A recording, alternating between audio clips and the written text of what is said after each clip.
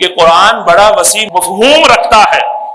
جس طرح آپ اور ہم گریجویشن کی ڈگری لے کر یا ماسٹر کی ڈگری لے کر یا میٹرک کی جو ہے سند لے کر اور بازار سے, اردو بازار سے, اپنی مارکیٹ سے کسی میڈیکل سائنس کی کتاب لے کر اور اس کا ترجمہ کروا کر کسی ٹرانسلیٹر سے اور آپس میں پڑھ کے کوئی ایک ڈاکٹر بن جائے اور ایک سرجن بن جائے اور ایک آئی اسپیشلسٹ بن جائے, ایک کڈنی اسپیشلسٹ بن جائے, ایک کہے میں لیور ٹرانسپلانٹ کر لوں گا, ایک کہے میں کاسمیٹک سرجری کر لوں گا, ایک کہے جناب میں یہ کر لوں گا وہ کر لوں گا اردو کی کتابیں پڑھ کے, تو کیا آپ اپنا جسم اور اپنا مال اور اپنی جان اس کو پیش کریں گے؟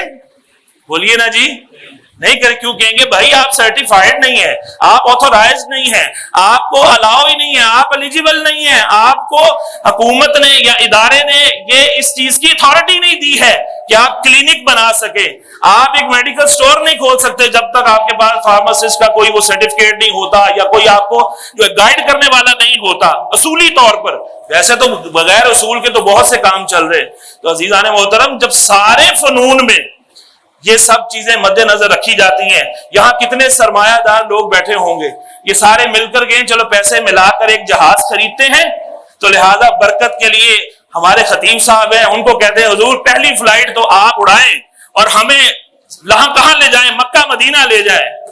تو آپ جمعے کے بعد سب ایئرپورٹ جائیں گے. بلکہ ایئرپورٹ کیا لینے جانا ہے, ہم یہیں کسی بڑی گراؤنڈ کے اندر اس جہاز کو لاتے ہیں اور علامہ صاحب اس کا افتتاح فرمائیں گے اور 500 لوگ پیچھے وصیت نامے گھروں میں دیے بغیر آئیں گے اور علامہ صاحب وہ جہاز اڑائیں گے اور ہمیں سیدھا جدہ میں کیا ادھر ہی ڈبو دیں گے.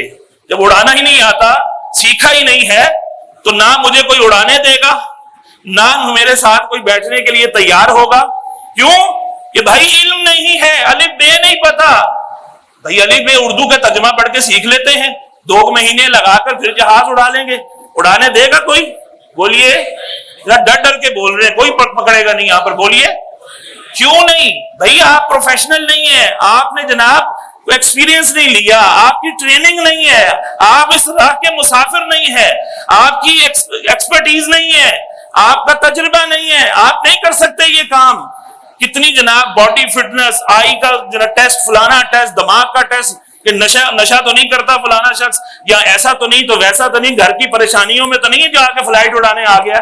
کتنے سارے مراحل سے گزر کر اس کے حوالے پھر 500 جناب مسافر, 300 مسافر کیے جاتے ہیں اور کروڑوں کا یا اربوں کا جہاز اس کے حوالے کیا جاتا ہے. حضور اب لے جائیں ان کو. اور پھر بھی قسمت اگر بری ہو تو کریش ہو جاتا ہے. جتنے سال کے تجربے وہ پیچھے ہی رہ جاتے ہیں, نہ ہڈی بچتی ہے نہ کوئی گوشت بچتا ہے. اتنی مثال تفصیل سے دینے کا مقصد کیا ہے کہ دنیاوی علم ہو یا دنیاوی کوئی فن اور ہنر ہو تو اس کے اندر ہر بندہ جناب اپنی جان بچانے کے لیے بڑا محتاط ہو.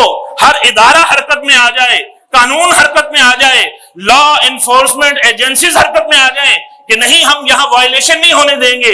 جو جہاز اپروو ہوں گے, جن کی فٹنس چیک ہوگی, جنہوں نے جناب فیس پے کی ہوگی, جن کے پاس اتھارٹی ہوگی, جن کے پاس ممبرشپ ہوگی, جناب جو گورنمنٹ کے اس دائرہ کار میں ہوں گے, وہی یہاں پر جہاز لا سکتے ہیں یا اڑا سکتے ہیں.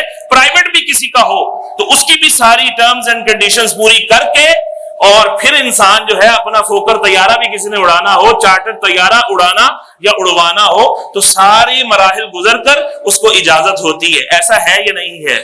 ڈاکٹر کے لیے بھی ایسا ہی ہے. آپ میں سے یا مجھ میں سے کوئی بھی شخص جا کر ہم سپریم کورٹ کے جج کی سیٹ پر بیٹھ کے فیصلے لوگوں کا کر سکتے ہیں؟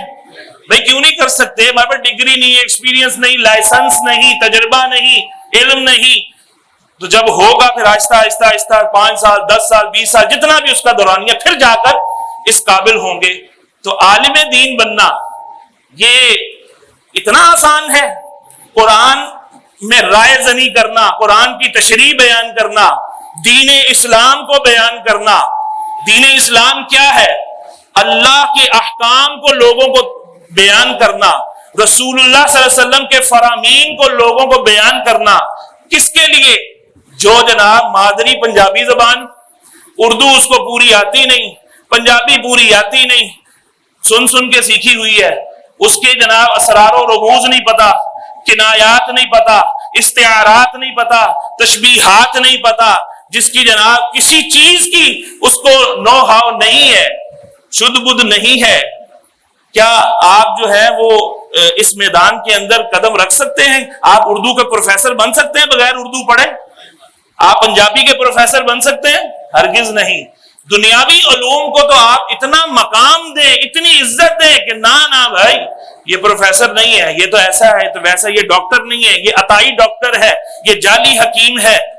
اور علم دین کو آپ نے اتنا گھٹیا سمجھ لیا، معاذ اللہ، اتنا ہلکا جان لیا، اتنا غیر اہم جان لیا کہ جو کوئی مرضی اٹھے اور کہے کہ اس آیت سے مراد میرے اللہ کی یہ ہے جو میرے دماغ میں آئی ہے، اور آپ اس کو ماننے کے لیے تیار ہو جائیں، آپ اس کو اٹھا کے اپنے ممبر پہ بٹھا لیں، آپ اس کو اٹھا کے اپنے سٹیج پہ چڑھا لیں، آپ جناب اس کو سبسکرائب کر کے، اس کو فالو کر کے اس کے فالوور بن جائیں، فین بن جائیں، واہ جی واہ یہ تو امام بن گیا ہے، یہ کیسی سوچ بیان کر رہا ہے۔ مولانا نے، علماء نے تو ہمیں جناب کنزرویٹو بنا کے رکھا تھا۔ تو عزیزان محترم، اس طرح سے گمراہی پھیلتی ہے، جس طرح ساری فیلڈز میں آپ کسی کو اجازت نہیں دیتے کہ جو نااہل بندہ ہے، جو ماہر نہیں، جو ماہر ہوتا ہے نا لیکن ریٹائر ہو جائے تب بھی وہ پھر اس قابل نہیں رہتا۔ ریٹائر کیوں کرتے ہیں؟ کیونکہ اس کی قوتیں ویسی نہیں رہتی، جسمانی قوتیں، دماغی قوتیں، ذہنی قوتیں،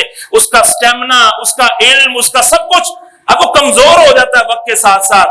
تو ادارے کہتے ہیں حضور ہم آپ کو گھر بیٹھے ہی پینشن دیں گے، آپ تشریف لے جائیں، اب فریش دماغ آنے دیں، فریش نالج، لیٹسٹ نالج، جائیں فلاں ملک سے کورس کر کے آئیں، فلاں ملک سے کورس کر کے آئیں، فلاں ایسے لوگوں کو ہائر کر کے اور پھر سروسز دی جاتی ہیں۔ اور قرآن مجید اور حدیث مبارکہ معاذ اللہ ثم معاذ اللہ مظلومانہ طریقے سے جو ہے وہ پکار کر کہہ رہے ہیں کہ علماء کے علاوہ ہمیں کوئی ہاتھ نہ لگائے تفسیر بیان کرنے کے لیے۔ پڑھے تو سب پڑھیں، یاد کرنا ہے سارے کریں، حافظ بننا ہے سب بنے، عالم بننا ہے تو جناب ایک ڈگری لینے کے لیے کم از کم 8 سال تو جو مروجہ ہے وہ تو پہلے آپ کریں، اور اس کے بعد پھر آگے فیلڈ ہے، پھر آپ بڑھیں گے، اور آپ جتنا آپ کی دوڑ ہے، ہمت ہے، پھر آپ اس فیلڈ میں آئیں گے۔